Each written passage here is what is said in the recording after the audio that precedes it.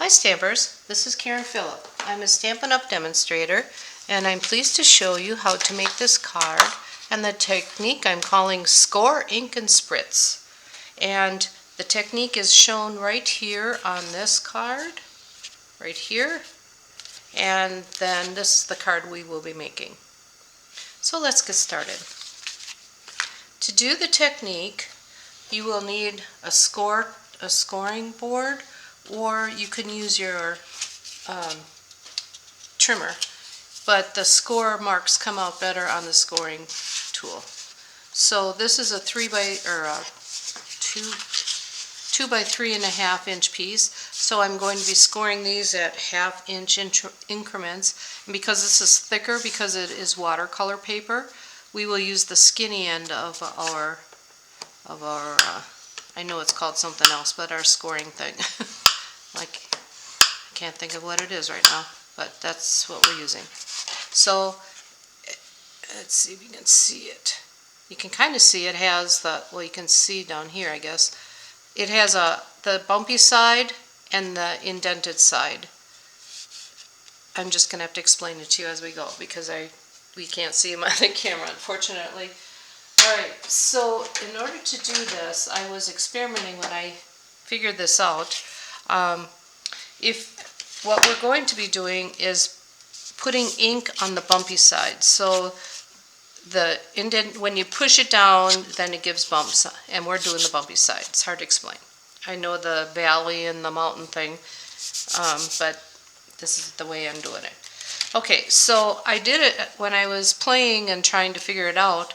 I did some scoring, and then I took my piece of cardstock or my watercolor paper and I just put it right on directly onto the ink pad, and it just gave me way too much color, and it did not, either side did not define my lines. So these would show kind of here and these would leave empty spaces, but that's not the look I was going for.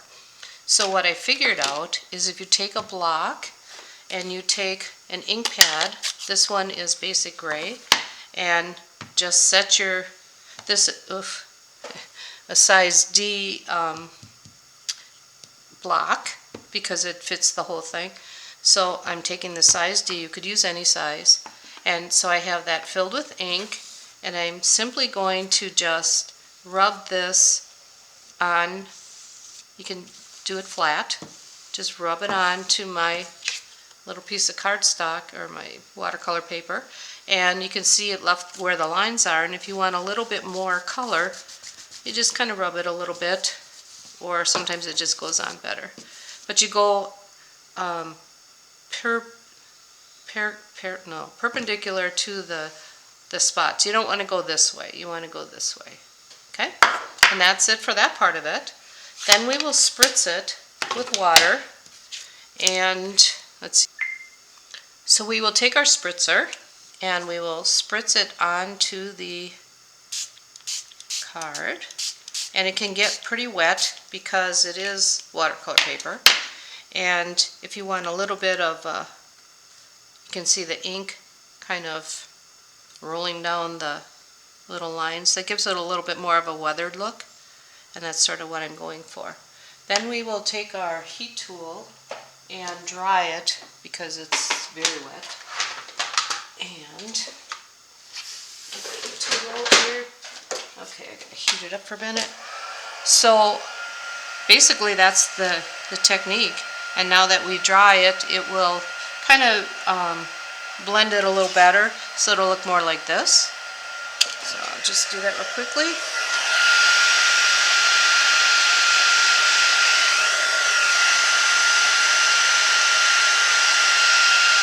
And if you wipe these off, then you kind of won't get the weathered look as much as if you just use the pressure of the water or the heat tool.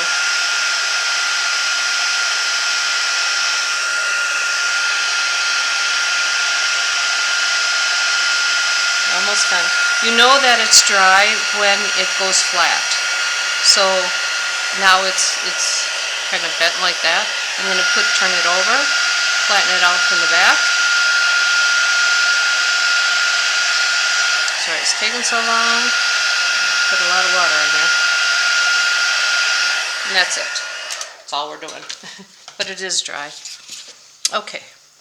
Now we will attach it to our card.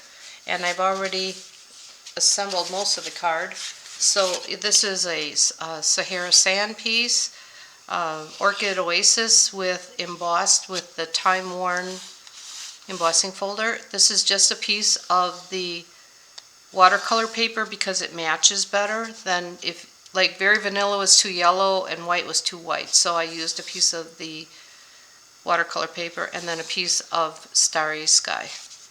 I suggest that you do put this on with the Tombow glue because it will stay on better.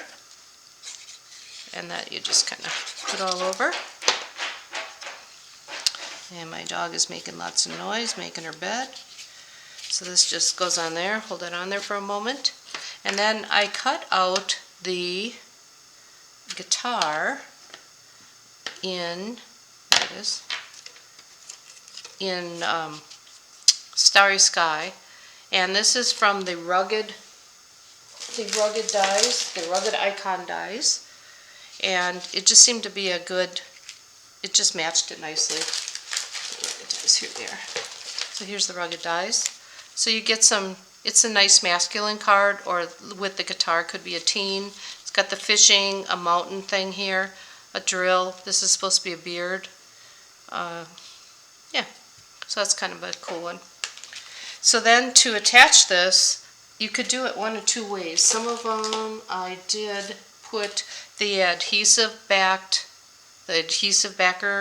things and ran it through my machine, but for some reason they didn't seem to stick real well to this. Some did, some didn't, so I decided just to go with the glue route.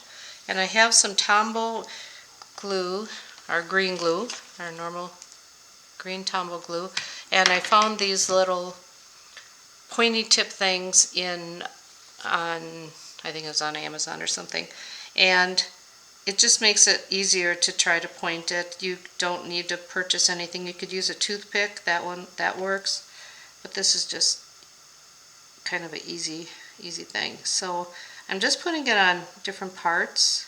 Now it's getting kind of much. So you just need to put it on just different, you don't have to put it like in the whole, it kind of has like a little groove in there from the die, which is kind of cool. So I'm just putting little dots to hold it on. Don't have to do the whole thing. There we go. And then this goes on either way. You could do one direction or the other, doesn't matter. I kind of like this direction because then to put the sentiment on, I just embossed a happy birthday on, what do you call it? What color is this? Starry Sky. And then with white, and then a small happy birthday, cut it out, and then I added the milky gems, I believe they're called. Yeah, they're adhesive back milky dots, and this is sort of like a navy color. And that's it for the card. So I hope you try it and have a great day. Thank you.